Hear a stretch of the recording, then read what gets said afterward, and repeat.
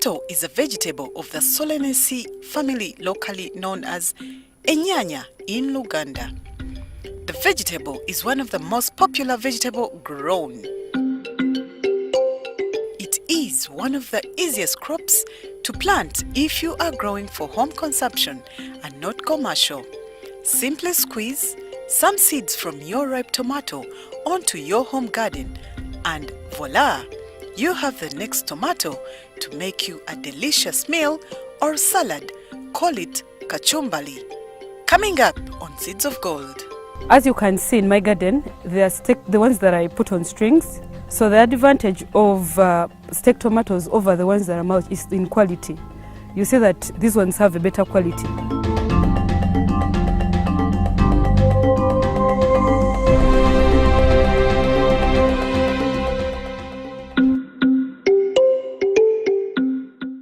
Sandra Nabasirye, 27 years. Young, inspiring female earning from tomato farming from the comfort of her home. From half an acre of land in the nearly urban setting of Nabingo in Wakiso, Sandra has decided to spare some space to engage in vegetable farming, including green pepper, but majorly tomatoes, to beat the income gap in her household. Holding a bachelor's degree in education from Makerere University, Sandra is certified trading it for agriculture. I came into farming. It was a challenge that I was facing in my area, accessing vegetables, because as you can see around, we have no markets. So at first I thought, let me grow a few plants for my household. Then after a day, I was like, I think I can also sell to my neighbors.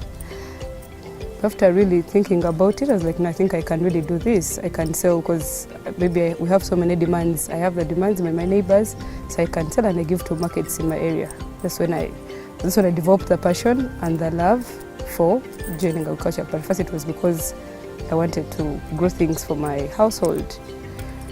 And I got, because I had no knowledge about agriculture, I knew what I wanted to grow. I knew I wanted to grow tomatoes, but I had no knowledge. First thing I did was to seek knowledge. To start up a tomato farming project, you may need to begin with as low as R1 million if you have your own piece of land. This will cater for seedlings, costing at 40,000 shillings per sachet. Manure, costing at 10,000 shillings per bag. Organic fertilizers, poles at 1,000 shillings each. Have a good water source. Tomatoes need watering at least twice a day during the dry season. For half an acre, you need about, when you're staking, or let's say roughly, you might need on about 2 million only. When you're not going to stake strings and stuff, it can be about 1 million, because this is also expensive, buying the trees, rather the poles, the binding wire and the strings and all that. So let's say roughly about 2.5 when you're staking. But still I would encourage farmers to go for this method of staking. You get good quality tomatoes. When you don't have the knowledge, you end up spending even 4 millions.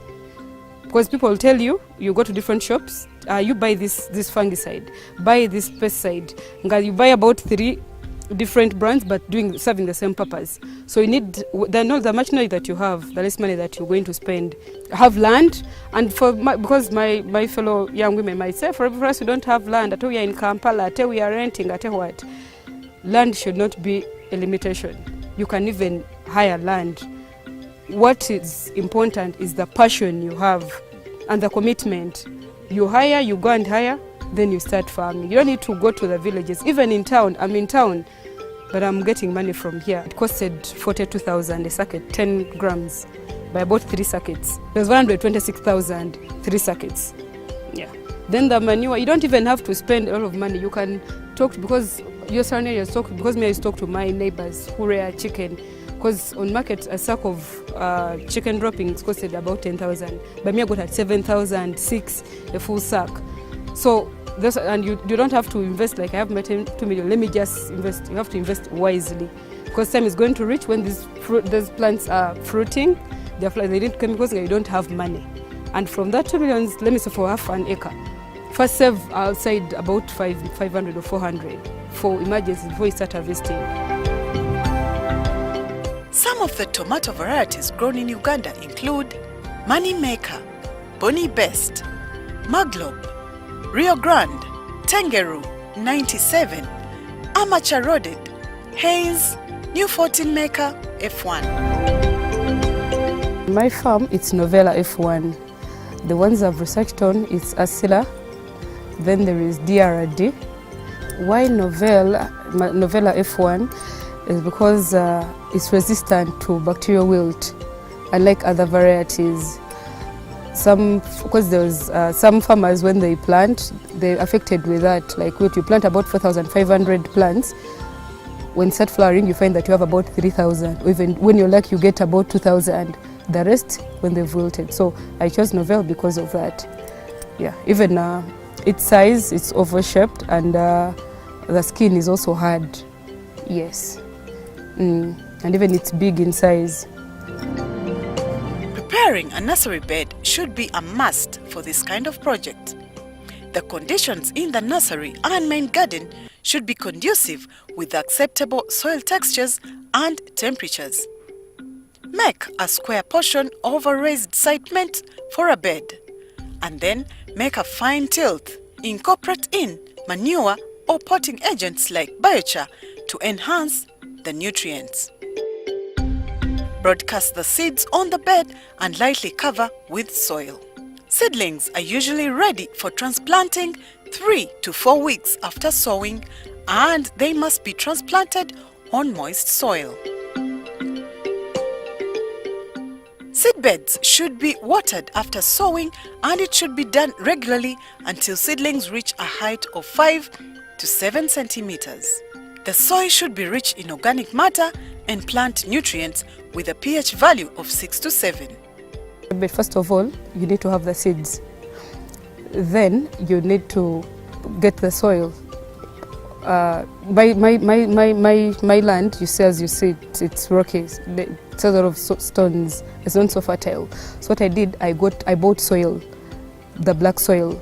I bought it. Then I mixed with manure. I used chicken droppings. Then I mixed and I potted, because I used newspapers, and I potted the seedlings. So after mixing the black soil with the manure, I put in those potted bags. Then I started picking seeds one by one. I did it here at my place. I started picking seed one by one. Then I was covering it.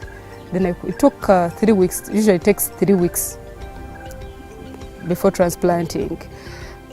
But like I told you, the knowledge I sought, they told me you need to take care of the nursery bed if you want good results in the main garden. Then I treated the soil. You have to treat the soil in the nursery bed. When you don't do that, usually they get issues when you transplant them in the main garden, the plants. Tomatoes grow while on the ground.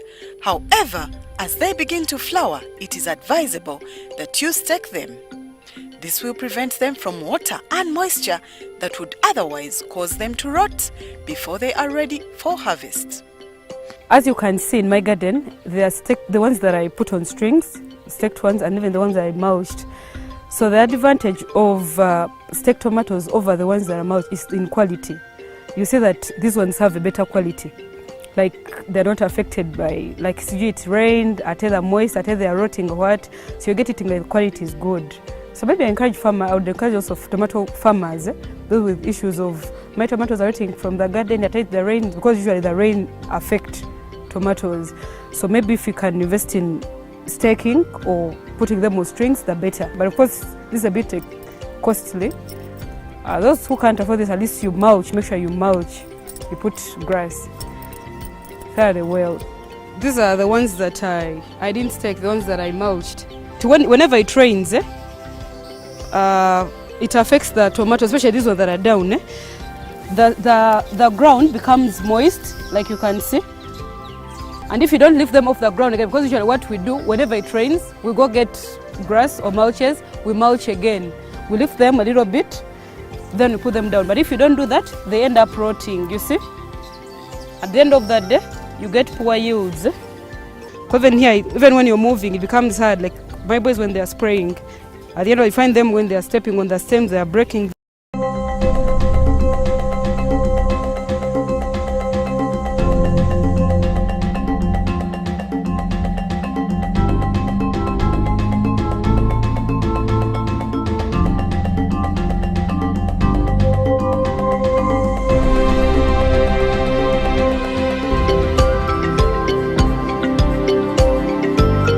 Finding correct information for many farmers may still be a challenge.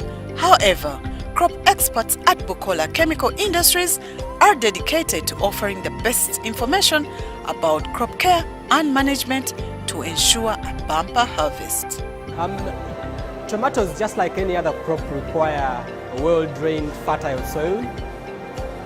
The drainage is particularly important because it helps to already avoid some diseases like bacterial wilt, which usually come later in stage, but it also ensures that the crop roots can be able to get water, nutrients, and to enable the crop grow very well. Tomatoes are one of the vegetable crops that requires being started from a nursery bed.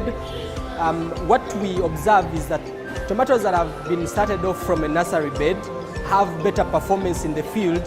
They actually grow way faster than tomatoes that have been planted directly. There's been a growing practice by farmers to directly plant tomatoes in the main garden. But what we see is that such tomatoes often get stunted, or they don't grow as fast. Their growth, their vigor is not as good as those that have been started off in the nursery.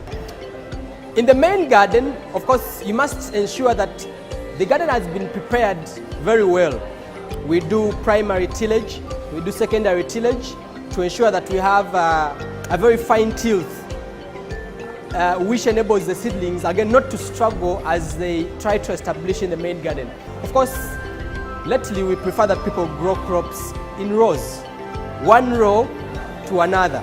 So usually tomatoes are planted within a spacing of about 3 by 3, 3 by 4, 4 by 3, or even 3 by 5, or 4 by 5, or 4 by 4, depending again on the variety and also on the level of fertility of the soil. When your soils are too poor in terms of nutrients, we need you to use a bit wider spacing, because that means you need to give each plant a bit of space. But to enhance the establishment, to ensure that your tomatoes are established very well, on the evening of transplanting, you're supposed to water the nursery bed. Watering ensures that as you get the seedlings out of the nursery, you minimize the damage that the roots are going to get. When the roots get damaged, they usually get wounds. As you pull them out, some get broken, so that creates a bit of wounds. So as you transplant them in the main garden, the wounds that have been created on the roots become entry points for some pathogens and even pests such as nematodes. The most common of those, of course, given the nematodes, are also diseases like fusarium and then another bacterial disease we call bacterial wilt. To have your tomato seedling established very fast and produce as many roots as possible, you could use products such as humet. Humet is a natural substance that is usually produced from decaying organic matter. The other products we usually want to use at that stage are biological products, so substances that prevent the wilts. So we have biological organisms, Pseudomonas fluorescens and Trichoderma viridi, in products like BioCure F, BioCure B, and a combination with bacteremicin, which we mix in the water and either drench after transplanting or water in the holes before we transplant. These microorganisms work in a way of releasing substances that are toxic to the bad guys, to the other ones that cause disease, but they also outcompete the bad guys for space and for nutrients. The tomato garden must be kept weed-free at all times. very many ways of keeping your tomato garden weed-free. One of those is mulching. Mulching suffocates the weeds, but also enables the soil to retain the water or the moisture. What is very important about weed management is some of these weeds we see growing in the tomato gardens act as secondary hosts or act as reservoirs for diseases and for insect pests. One of those very common insect pests that harbors in the weeds are the thrips, aphids, and so many others. There are about 4 different fertilizers that provide very good nutrition for your tomato crop while in the main garden. This super green fertilizer is an NPK 10-10-7.5, but also contains micronutrients. It is a very rich fertilizer that enhances vegetative growth. So the crop is able to grow very fast, very green, and produces branches. These branches later definitely have a bearing on the yield. The more the branches you have, the more the tomatoes that you later on yield. When the crop is about to flower, that is about 1 week to flowering, we use a fertilizer called AgriGold. AgriGold is another very potent fertilizer with potassium that enhances flowering. So you have bumper flowering, you have too many flowers coming up on your tomato crop. Of course, we know that the more flowers you have, definitely the more fruits you're more likely to harvest. So after the use of AgriGold during the flowering stage, then your crop will start to fruit. The first flowers will start to bear fruits. During that period, we introduce yet another fertilizer we call Kara. It has been specifically formulated to enhance fruit fattening, to delay senescence of the crop, aging of the crop. Sometimes when your tomato crop starts flowering or even fruiting, it begins to grow a little older. So if it grows older, it reduces the amount of time you will harvest from it. So Kara reduces senescence, it increases the life of your tomato plant as it fruits. What has been noted with Kara is that it also contains micronutrients that enhance the flavor.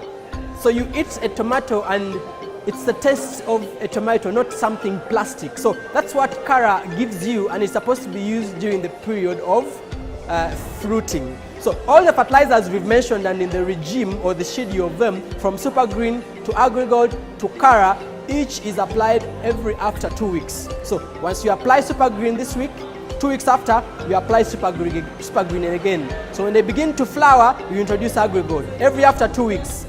No, you can't mix them together. Each is used in a particular crop stage. So from Super Green to AgriGold to Kara, and you have a bumper harvest. For a good market season, about 4 sizable tomatoes will cost at 1,000 shillings compared to 4 sizable tomatoes going for 2,000 to 3,000 shillings in a dry season. For farmers, a sizable box would go for between 400,000 to 500,000 shillings on a good season. On average, on a weekly basis, with this variety, on a weekly basis, because the week we harvest about 2 times, it can be Monday and Friday, or sometimes once. In a week, you can harvest about 6 or 5 boxes. That's how much Novel yield. So the box was going for 280,000. Now for me, I sell at farm gate price. I sold, because now on the open market they're a bit down, I'm selling at 200,000. But still farm gate price, so I sell at 200, they go to the market, I don't know how much they sell. Yeah. Every well-prepared stew or sauce should never miss a tomato or two. That is why tomatoes will always fetch market starting in your own home. To make it even easier as an entrepreneur, Sandra tops it up with the use of social media to spread her market search. Market starts from your home, then your neighbors. Because me, I now sell to my neighbors. Just not on a daily basis, people come, give us for 10,000, 5,000, 20,000, 30,000, just around my area. Then these people will take in boxes, because when these people who have small dollars, they come and pick from me on a daily basis. Well, social media, yeah, I've used it before. How it works, well, depends on what you put there. Because at first I wasn't so active. When I started growing this, I knew I needed market. And just not market, but I needed to share my story to the young women there. But at least people have said, people are coming to my farm. I now train people, women, mainly young women, my age mates, even those older women. They come to my garden and they are really impressed with what they find here. And yeah, social media is really good. It has helped me, at least in that way. I'm a slave farmer. I slay in the garden. For young people, as we sit around and wait for the government to help, Sandra's advice is to start now. However, for Uganda's agricultural sector to flourish and benefit Ugandans, government interventions such as training and funding for farmers is still a call waiting to be adhered to. So the young women, there are so many myths about agriculture. Agriculture is for the old, that I need land, I need a lot of space and stuff. Especially the slay queens. You can slay in the garden, just like me. Engage in agriculture. You may not have a big garden like me, but even with 4 plants, they can make a difference. So don't be afraid, you don't need a lot of money. People are going to discourage you. But first of all, know what you want, have a dream, know what you want and focus on that.